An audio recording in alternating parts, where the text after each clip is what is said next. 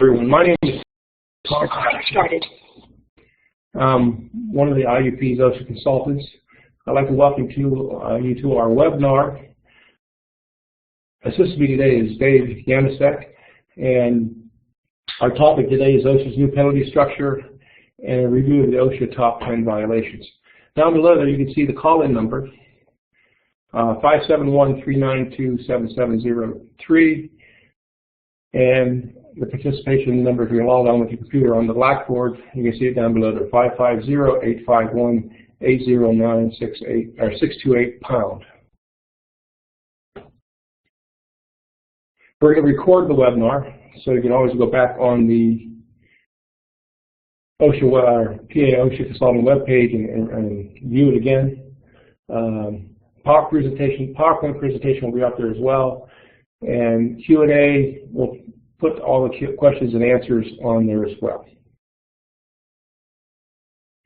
If you are going to use your raise your hand function on the blackboard, we'll answer your question at the end of each topic. We're asking you to keep your talk button muted, and if we answer your raised hand, we'll at the end mute it. If you don't have a microphone, you'll have to call in. Do you have any question? Go ahead. You guys want? All right. So, okay. He's asking his question. Go ahead, Tom. Okay, hit the next slide. Yeah. Okay. Again, our topic is OSHA's new penalty structure and a review of the OSHA top 10 violations. Starting off, we're going to discuss the new structure of the violations. In 2015 was the first increase in 25 years in the penalties. The Federal Civil Penalties Inflation Adjustment Act, we just called the Inflation Adjustment Act of 1990, originally exempted OSHA from increasing any of their penalties. November 2nd, 2015, President Obama amended it and took the exemption away. So OSHA can now increase their penalties. There was an interim final rule that increased the penalties originally by 80%. It was an interim rule because they wanted to get feedback for 45 days on comments. Inflation-based increases will now occur annually. And again, this is the first time OSHA was permitted to adjust their penalties based on inflation. And that goes back to the Omnibus Budget Reconciliation Act of 1990 that prohibited them from increasing their penalties. Based on the guidance published by the by the Office of Management and Budget (OMB), December 16th of every year, OSHA must apply for an adjustment, which they did. So we had the original increase 2015, and in January 13th it came out this year, effective January 15th, that they've increased the amounts again. So when we go through the slides on the different violations, you can see two numbers, one in the reddish and one in black, which is the black in parentheses is the new increase as of 2017. What they did is they used the Consumer Price Index for the percentage of increase, and you can see it there, it's 1.01636%. All right, talk about different types of violations. I'm sure everybody's aware of them, but we're going to go down through them anyway. We're going to talk briefly about de minimis, other than serious violations, willful violations, repeated violations, and failure to obey prior violations. De minimis is basically a technical violation of the OSHA standards or rules. There's no direct impact on health or safety on employees. Least serious class of violation, there's no fines. An example of a de minimis violation would be fixed ladder. If you measure the rungs, they should be 12 inches apart and they're 13 inches apart. There's no impact on anybody's health or safety. Next one is other than serious, direct relationship to safety and health. Probably would not cause any injury, death, or physical harm to an employee. The penalty there originally was $7,000, then in 2015 it went to $12,471. As of January 15th, it's been increased at 1 point something percent to $12,675 for each violation. OSHA has the leeway to adjust downward as much as 95% of the penalty. Based on good faith, if you can demonstrate that you had good effort in trying to comply with the Act, your history of previous violations you may have had in the past, and also the size of your business. Serious violation basically involves an obviously correlation or probability of death or serious physical harm to an employee. The employee knew or should have known that the situation was occurring. It didn't. Okay, so then again, it's $12,471 as of 2015. That small increase brought it up to $12,675. Again, it can be adjusted downward based on good faith. Again, demonstrating your efforts for complying with the standards. History of previous violations, the gravity of the alleged violation has a lot to do with it, and again, the size of your business. A willful violation in 2015 went from $70,000 to $124,709. With a small increase for 2017, it's now $124,749 for each violation. Basically, here a willful violation is based on an employer knowing that something was in violation, what they were doing, or what the physical condition was, or whatever constituted a violation, and was aware the hazard situation existed and made no reasonable effort to correct it. A good example of that is if you had a prior injury of somebody being crushed in a process or a piece of equipment, and then somebody would get killed or what have you, another serious injury would be a willful because you did nothing to correct the initial hazard that caused the first accident. Okay, next, repeated. A violation of any standard, regulation, rule, or order. Reinspection of your facility, and they see that you've done nothing to correct the violation. It's again from $70,000 to $124,709 to $124,749 in 2017. The original citation must be final. If the citation is under contest, it can't be considered a repeat violation. Failing to abate prior violation, again, it's up to $12,471 as of last year. Now it is in 2017. It's now $12,675 for each day. The violation continues beyond your abatement date. And there's a summary of all the penalties going back. The original maximum for serious and other than serious and posting requirements were $7,000 per violation, and again, 2015, $12,471, and January 2017, January 15th was $12,675. Failure to abate, $7,000, $12,471, and now it's $12,675 per day. And willful went from $70,000 to $124,709 and $124,749. I believe if you have a fatality involving a willful violation, you could be subject to 6 months in jail. Individually, you could be fined up to $250,000, and a corporation could be fined up to $500,000. Okay. If there's any questions, please raise your hand and we'll answer your questions.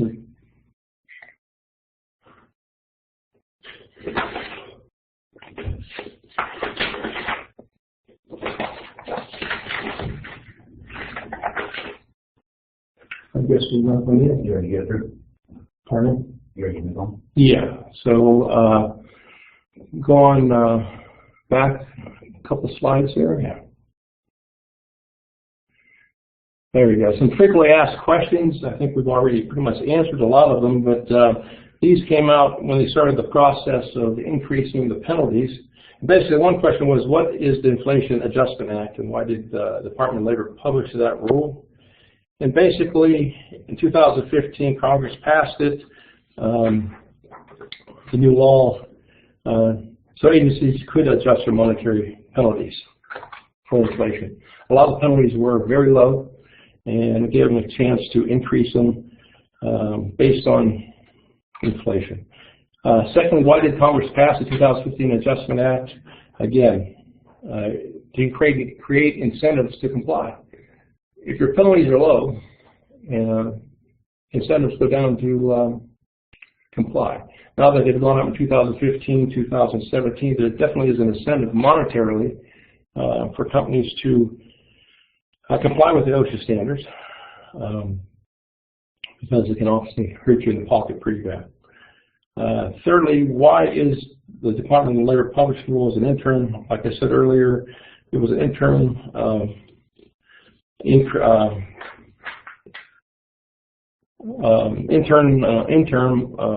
publication because they wanted to give companies an opportunity to comment on it. Also, they called it the catch-up adjustment, okay, for OSHA and other entities to raise their penalties and catch up with what it should now be 25 years later.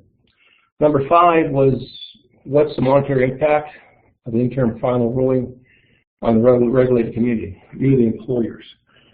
It was interesting. They estimated, based on the current amount of monies that are coming in from the violations or penalties, they could expect a $140 million increase in cash flow into the coffers. Now, if people that aren't really complying with the standards obviously get penalties and stuff like that, and they start complying, OSHA comes in, they're expecting the amount of money obviously to go down. So there is incentive for companies to comply with the OSHA standards. Which of the department agencies are involved? There were 5. Basically, you had Employee Benefits Security Administration, Mine Safety and Health Administration, Occupational Safety and Health Administration, Office of Workers' Compensation Programs, and Wage and Hourly Division. They're all part of this whole effort.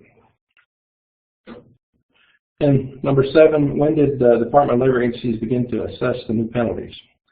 Well, initially, back when they came into being, passed in 2015, basically the new civil penalties amounts were applicable only to civil penalties assessed after October 1st, 2016. Those associated violations occurred after November 2nd, 2015, when President Obama signed the act. And then again, they're updated via the Inflation Adjustment Act.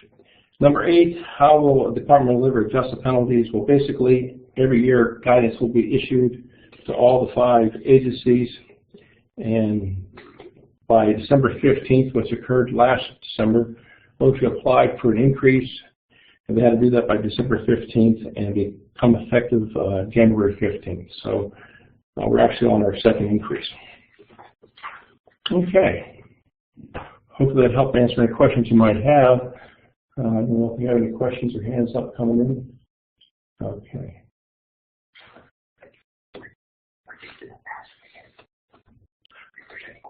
Thank you.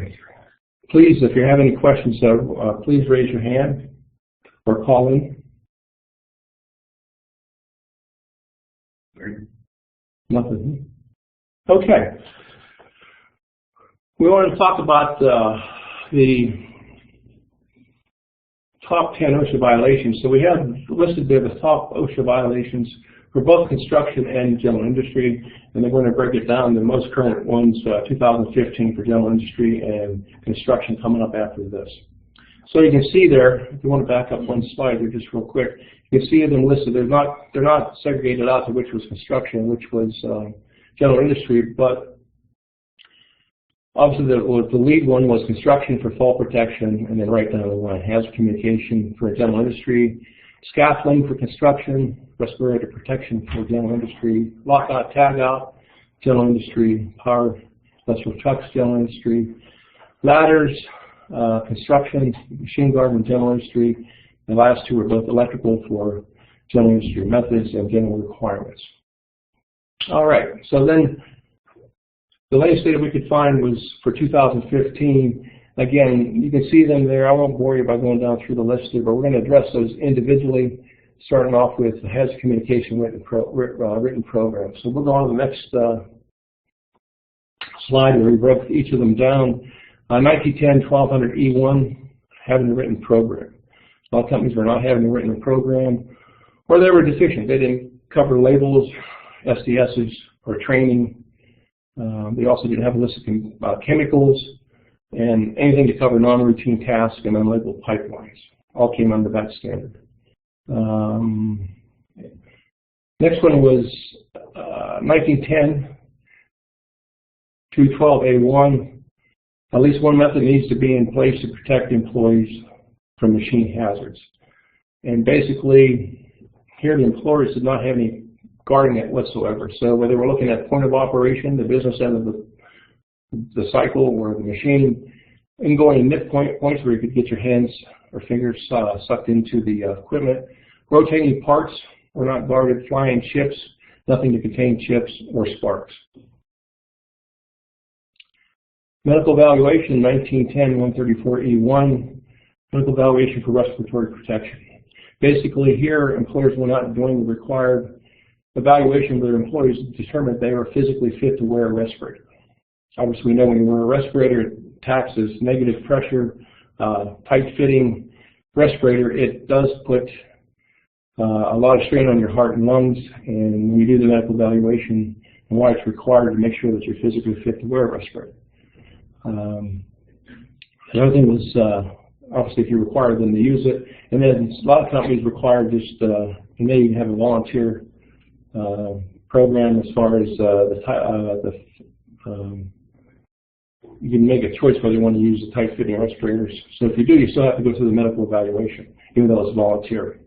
You still need to make sure that people are able to wear it physically. Next is training with HAZCON, 1910-1200H1.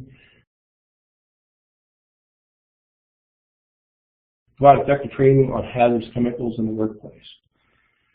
On your initial assignment, you need to be trained on the chemicals that you're going to be using, how to protect yourself, their hazards, so on and so forth. If you have a new chemical come into the department or facility, you need to make sure everybody's aware of it and know the hazards, how to handle it, so on and so forth. If you go to a new position and maybe there's chemicals there that you're using you've never been exposed to, so you need to be instructed on, again, the hazards, how to protect yourself, what PPE you have to wear as well. You can categorize the hazards from physical and chemical, so on and so forth. And the other thing is the new GHS. When I say new, it's been out ongoing for several years now, but everybody needs to be aware of the shipping label under the GHS, which explains the label and the new format used on the SDSs. There's a lot more information on the SDSs now. The GHS Global Harmonized System shipping label puts pictograms and a lot more information, like a hazard statement, so on and so forth. You just need to make sure you have enough information on your in-house labeling to convey all those hazards to the user. Next, there was, again, machine guarding, 1910-212A3II, point of operation guarding. Basically, there was no guarding there to protect or prevent any part of your body from entering the danger zone or point of operation, the business end of the machine, so on and so forth. Next was LockoutTagout, 1910-147C4I, basically your general procedures. You need to develop and document procedures for the control over potential hazardous energy. So to make sure that every time you lock it out and put it back in, you are making sure that you are hitting all the isolation points and you have them in the correct position. So a lot of companies were not doing that. Maybe they were just going out winging it and locking something out. Didn't have any type of list to follow to make sure you did not miss anything. Next, I believe we have one or two more slides in general industry. When we had the installation and use of electrical. Install and use listed or labeled electrical equipment in accordance with the listing or labeling instructions. What that tells me is companies were just putting in possibly disconnects or switches or so on and so forth that may have not been rated for the application, and therefore they were not putting the correct listed or labeled electrical equipment in operation, which could lead to hazards. Walking workers services, 1910.23C1, basically involved guarding every open side, floor, or platform, if you're equal to or greater than 4 foot off the ground or the next lower level. You need to have standard railing on all open sides. Tow boards need to be in place if people walk near or underneath the platform to make sure that you don't bump any tools or equipment off. And also, if your tools or equipment are stacked above the tow board, then you have to put something, wire mesh, or now they're using snow fence because it meets the strength requirement from the tow board up to the mid-rail or all the way up to the top rail to make sure stuff stays on the platform. Also, if you're around moving machinery that's down below you and you could fall or step off the edge of the open side, again, you need to protect employees from doing so. And then I think the last one I may have missed, but equipment with which falling materials could create a hazard. You need to, again, it goes back to the tow board, so on and so forth. 1910-178L1I, Safe Operations Power Industrial Trucks. Basically what they found here is no formal training. So when you do formal training, you need to document everything and to prove that you've done the training.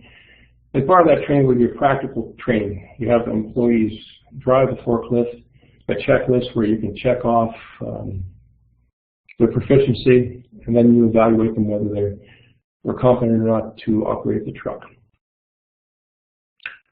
I believe this might be the last one. Eye and body flushing facilities.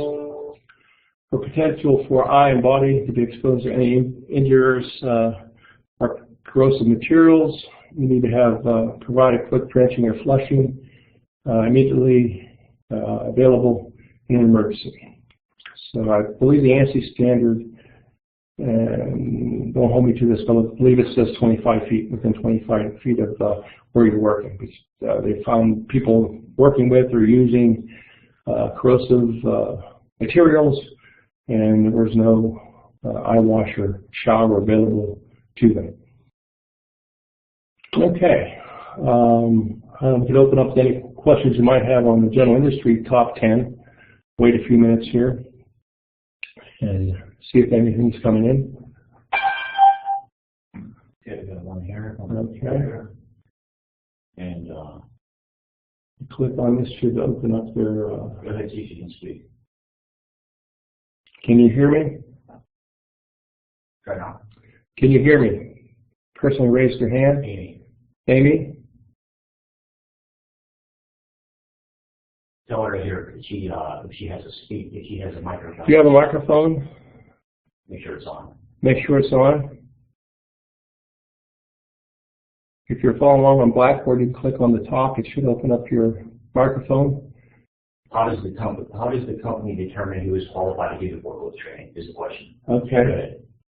It could be through actually going through a training program where you're actually certified as a trainer. It could also be through knowledge experience of actually operating the forklift.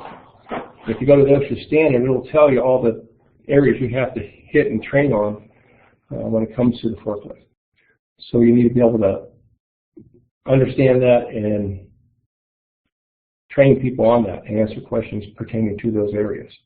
So again, it is through a formal training or through your knowledge and experience, and you can perform the training and answer those questions that you have to hit on based on the standard. Yes. Yeah. Good. So I hope you was able to hear that. Should be. Go ahead, just keep going. Okay. Are there any other questions pertaining to the general industry serious violations?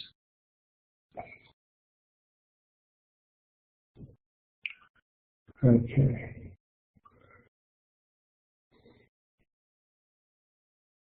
Good. What's that? That's your next slide then. Okay. Okay, we'll continue on. The last portion is the top 10 construction serious violations of 2015. Again, I won't bore you by going down through that list, but you can take a quick look at them.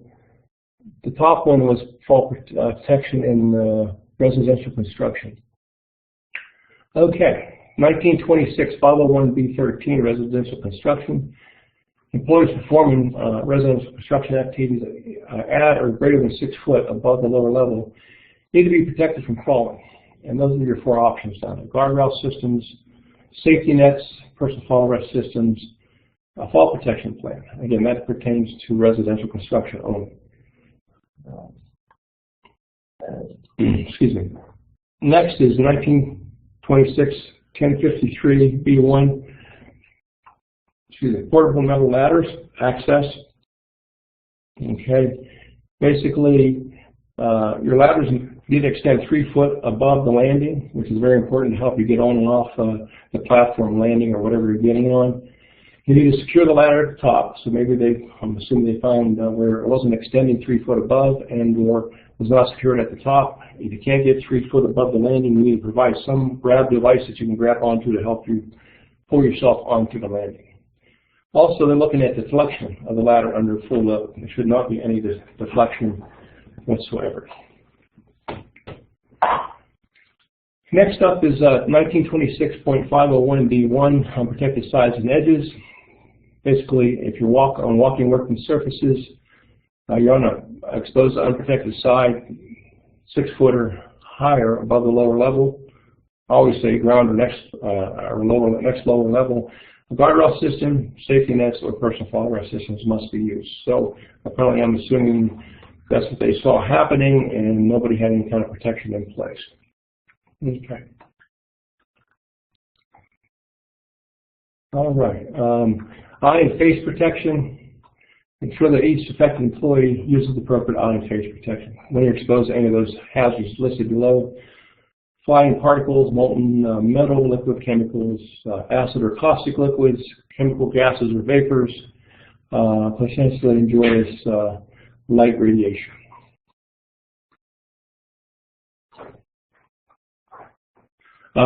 Next up is 1926-503A1, fall protection training.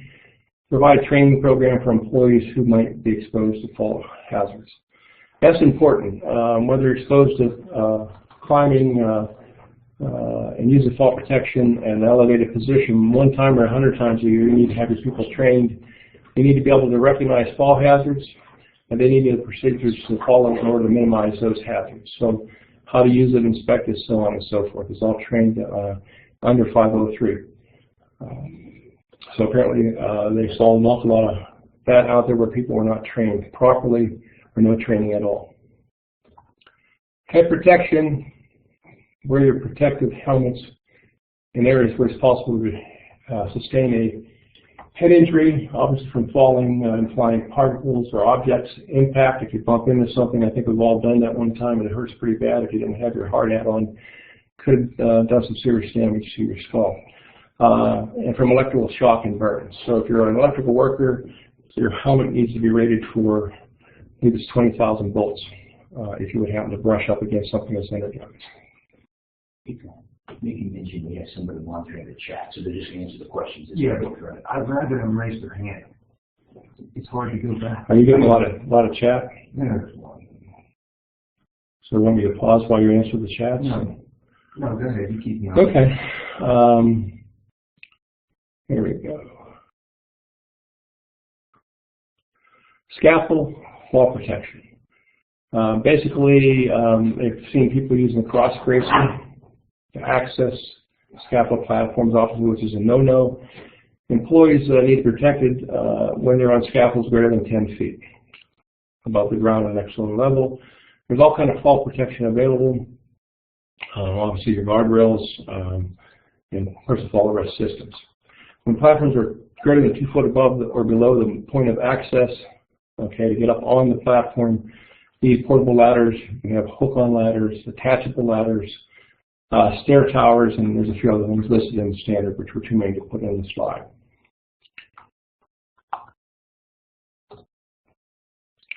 Aerial lifts, 1926-453-B25 or B.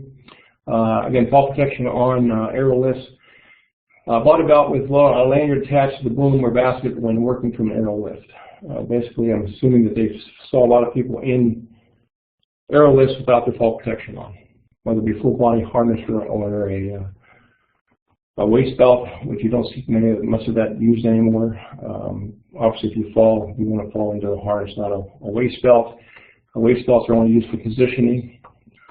So if you're using an aerial lift, this is just, it's on. You can't be, you want to climb over a rail, stand on a rail, so on and so forth, which is obviously forbidden. So you fall on the body belt, which could definitely hurt you if you fall. It's only used to tether, like I said, as a travel restraint only. Next was roofing work on low sloped roofs. I want to engage on roofing activities. A low slope roof with unprotected sides, again, equal to or greater than 6 foot above the lower level or ground. You need to protect your employees. Those are the ways listed: guardrail system, safety nets, your personal fall arrest systems, warning line system, or safety monitor. And you can do that in any combination to protect your employees. Next is 1926.451B1, safe access, working levels of scaffolds shall be fully planked or decked. Install planking so that there's no more than 1 inch wide space between adjacent units, your picks or planks, and platform and uprights. You can go a little greater than 1 inch if you have to go around those. Planking on deck platforms as fully as possible. You need planking on the deck. The deck as fully as possible. I talk saying remaining open space between the platform and the uprights, greater than or equal to. I think that if you take the verticals of where your railing is, you can't have any more than, on each side, if you add it up, it can't be any more than 9.5 inches. So as you're walking along the plank by the railing, you can't sidestep off of the plank. Okay, any questions on the construction? I'll wait a few minutes here.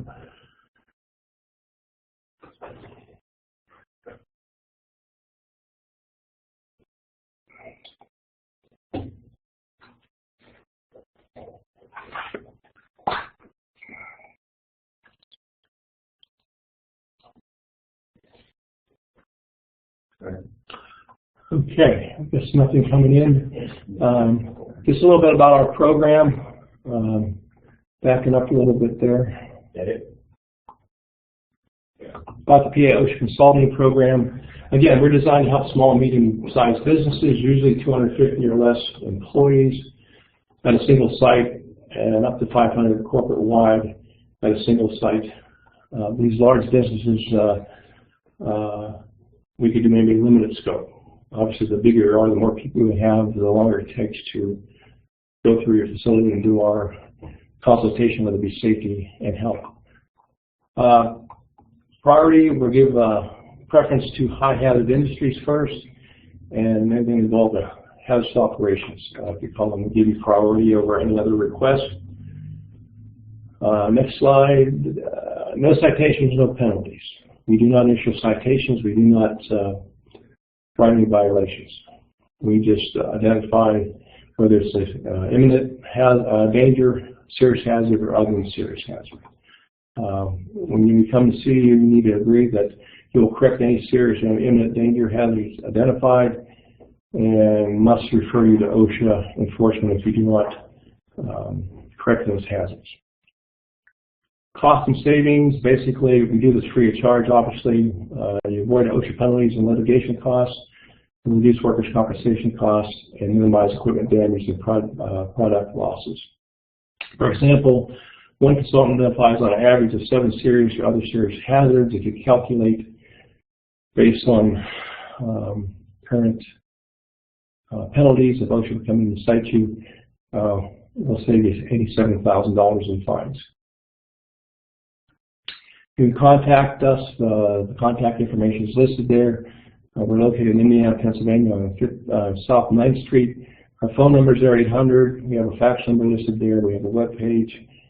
And we have Facebook and Twitter. If you want us to come out and do a visit, you can go on our website and you can put in a request. It's very simple to do. It's not very involved, and you can type it and send it off to us, and it'll get into the system. Okay, questions? Again, if anybody has any questions, please raise your hand or chat. March 15th of this year at 10:30, we'll have another webinar on the revised silica regulation. Okay, we have a question here. Okay. Gary. Okay, can you hear me? Please make sure you know that click the talk button. Click your talk button to unmute your talk so we can hear you.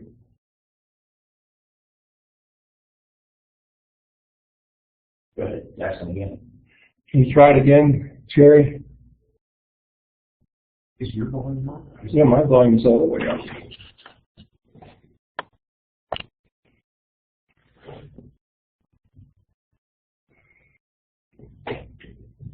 Just read the question. Talk about an answer. What question? Just have to take this question into the chat. We can't hear on mobile. Is that a chat or is that from Jerry Burke? Is that a chat? Here's a question. Lisa asked, is ladder safety for construction applicable for general industry? Ladder safety? I'm not sure. There's a lot to ladder safety, but She wants to know if they're the same standards. Just, you gotta tell her the ladder requirements for general industry are found in 1910-23. okay, ladder requirements are found in 1910-23 for general industry. It gets into use, it gets into inspection, maintenance, so on and so forth. I would assume, it's been a while since I looked at the construction standard pertaining to ladders, but I wouldn't doubt if they're pretty much similar.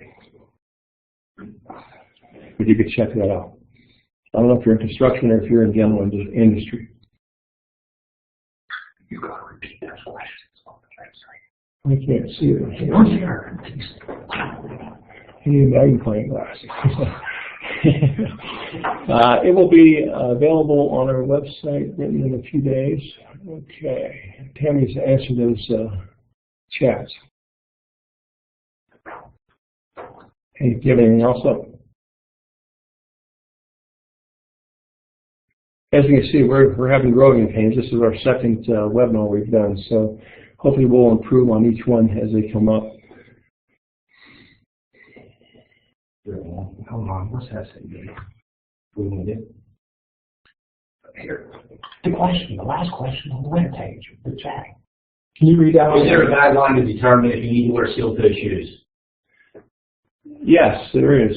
Basically, if you can drop, roll, in general, anything on your feet or toes, metatarsals, you need to have safety-toed shoes on. Tell them that the foot protection falls under 1910.136. 1910.136 fall protection is underneath that. Foot protection. Foot protection, right, is underneath that. So I say fall, foot protection. Anything else coming up? Also tell them, feel free to give the cost of our program. Yes, I did not mention that at the beginning, but if you have a question, please give us a call. Each of us consultants take a week at a time on phone duty, and they can refer you to whoever's on phone duty that week that you call to answer your question. And it's good. We'll log off and we'll answer the questions as it's called. What do you want to do? Just read the question. Okay, well, I can't read them from here, but what's the next question? Is there a guideline to determine steel-toe shoes? You answer that. Yeah. Just go ahead and end it and tell them the question. Give us a call or our number. Well, I did. So if you need further information on any of your chat questions, please call us. The 800 number is listed there, 800-382-1241. Okay. That's it. So the next question, are you required to have some type of equipment to recover someone who falls with fall protection? Yes, you need to have a rescue plan in place. If someone does fall, and you need to do that before they start climbing, whether it's having a ladder available, an aerial lift, maybe you have to have an outside concern, like fire department that may have rescue equipment where they can rappel down to get someone, so on and so forth. But if you don't, you need to have something in place should somebody fall and need to be rescued.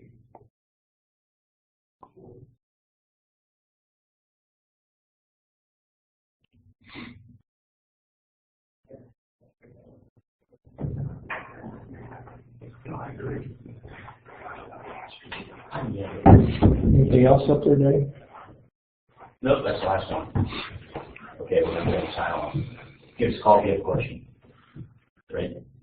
Okay. We'd like to thank everybody for participating in viewing our webinar. If you have any questions, again, call in. We'll get you an answer, and we'll hope to have within about a week answers to the questions that were put to us.